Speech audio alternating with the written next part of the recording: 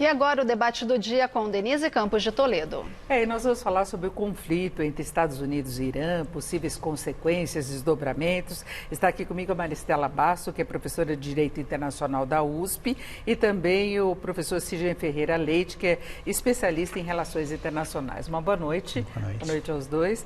Eu queria ouvir primeiro a Maristela. Maristela, nós temos aí uma guerra de retórica, né, após o assassinato aí do general Soleimani, num ataque no Iraque pelos Estados Unidos, né? E tem aquela troca de acusação de quem seria terrorista.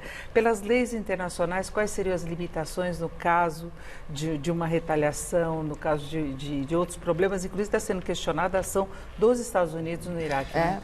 É bem difícil porque a ação do Trump já implica numa violação de regras de direito internacional que vigoram em tempos de guerra, né? É até difícil a gente entender quando alguém do direito internacional diz direito de guerra. Bom, mas há um direito de guerra. Bom, em havendo a guerra, existem regras que têm que ser observadas. Uma ética. Né? Existe a ética dos resultados, né? E não necessariamente a ética dos meios. Então, o que acontece?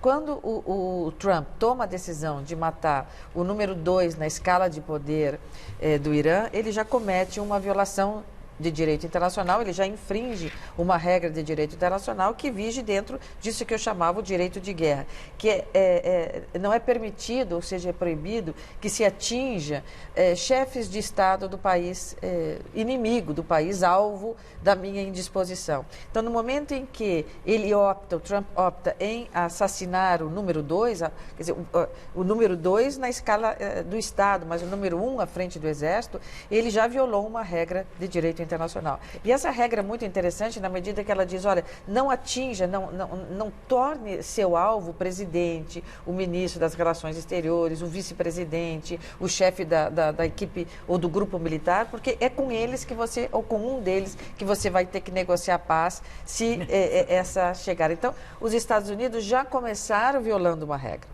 Então, agora a resposta que nos persegue é, será que o Irã vai responder violando outra regra de direito internacional? Como é que ele vai responder sem se enquadrar numa outra violação de direito internacional? Professor Sidney, a grande dúvida é essa, o Irã vai reagir?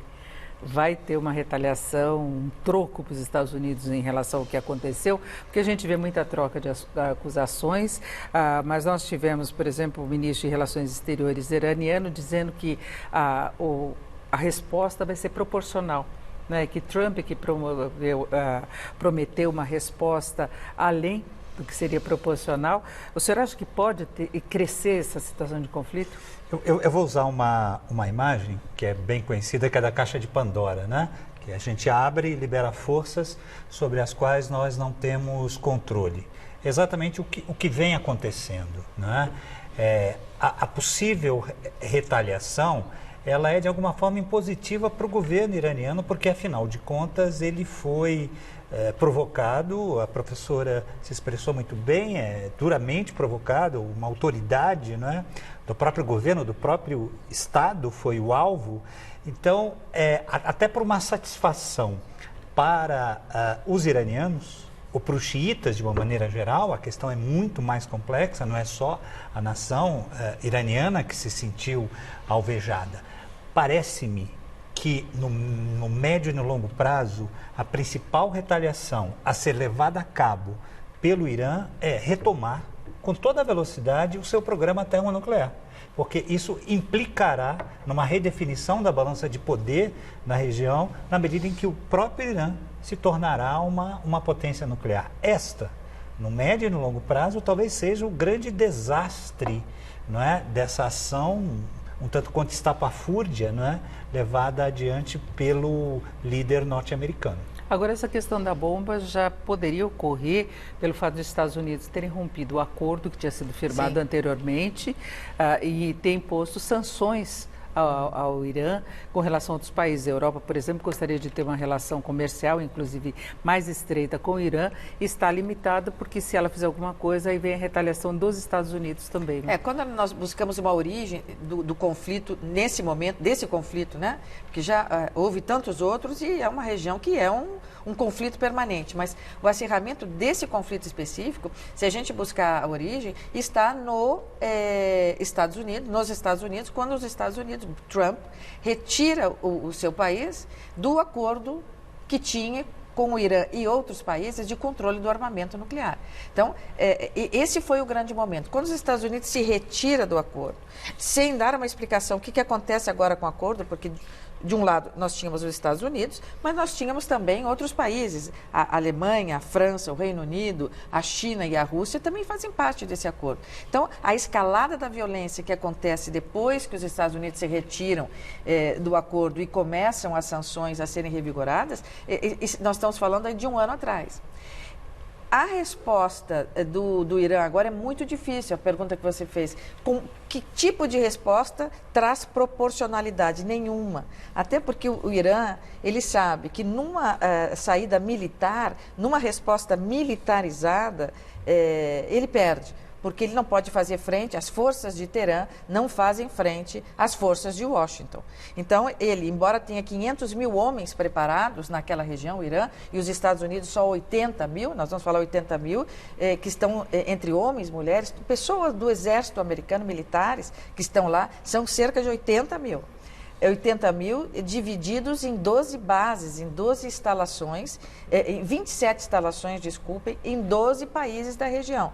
Então, embora o Irã tenha mais homens, os Estados Unidos têm muito mais força. Por isso se fala até na possibilidade de ataque cibernético, que é uma outra forma Essa também é a saída, de ofensiva, que eles poderiam contar, inclusive, com aliados em outros países. E aí, professor Cid, o senhor acha que há a possibilidade de envolvimento, que talvez fosse a preocupação maior, de China, de Rússia, talvez até Coreia do Norte nesse processo? Se nós falarmos em termos de estados nacionais constituídos, claramente Rússia e China têm interesses sólidos naquela região e construíram ótimas relações, inclusive militares, com o Irã. Recentemente fizeram, inclusive, manobras militares. Os Estados Unidos perderam muito poder naquela região.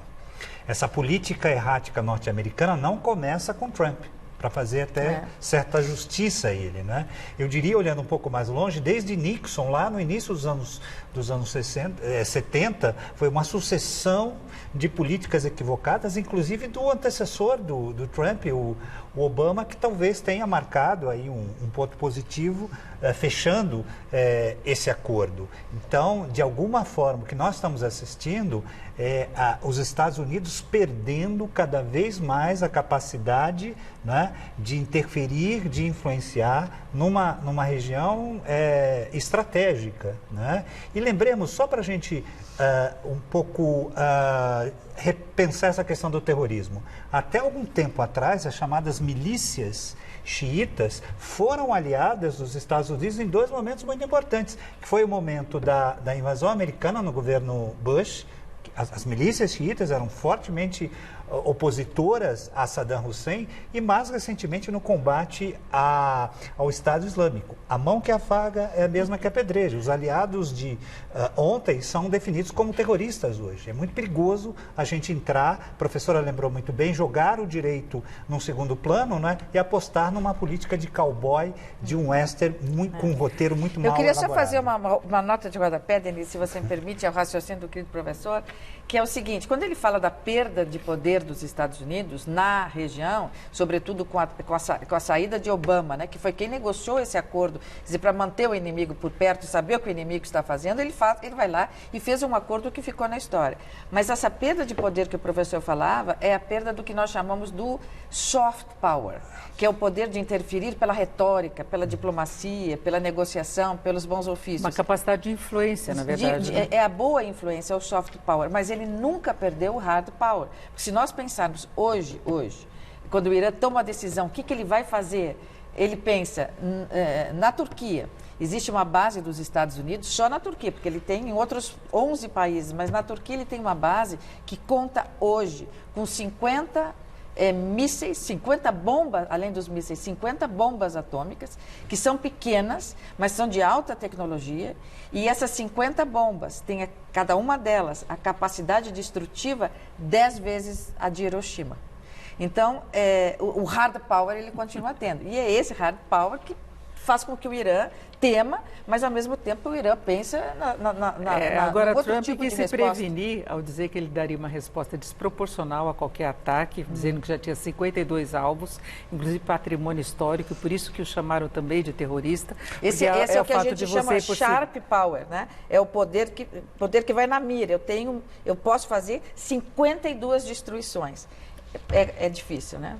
Exatamente. Agora, tem possibilidade de algum entendimento nesse processo todo para se evitar o pior? E eu queria colocar a questão interna do Irã, porque o governo vinha sendo muito pressionado e a gente vê pelas imagens agora do funeral do general que houve uma adesão da população. Muita gente até questiona que parte da população estaria sendo obrigada a mostrar essa sensibilidade. Agora, os vídeos eu acho que vão além disso.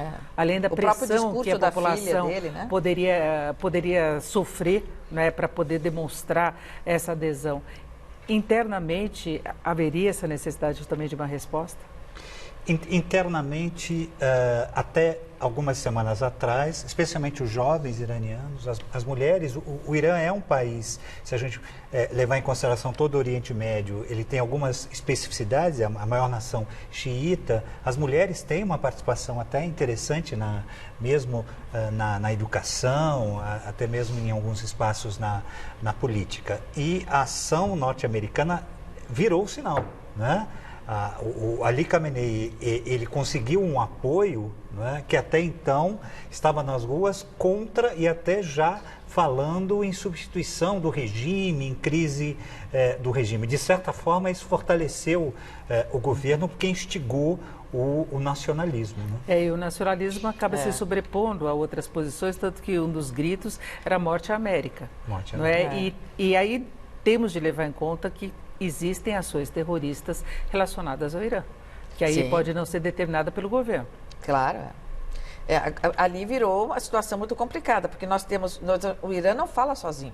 O Irã fala ele e seus aliados. E seus aliados são muitos. Nós podemos falar ali parte do Iraque, né? Nós podemos falar da Síria, nós podemos falar mais para baixo do Iêmen, quer dizer, ele tem aliados, até lá aliados terroristas. Temos um mapa ali, quem são os aliados do Irã. Então nós estamos vendo lá a Síria, bem do ladinho, né? O Iraque, parte do Iraque, uma parte importante do Iraque, e vamos lembrar que nesse ato inconsciente ou consciente de guerra do Trump, ele, ao atingir o segundo homem da escala de importância no Estado iraniano, ele matou mais 9 pessoas, 10 pessoas morreram nesse ataque. Inclusive do Iraque. Inclusive o mais importante militar iraquiano. Então, a situação é bem complicada, mas aqueles são os aliados. Depois ali, só para comparar, o Líbano um pouco mais longe, ali Israel, né? Então, quando falamos em Irã, nós falamos dos seus amigos. E ele vem patrocinando o Irã, vem patrocinando milícias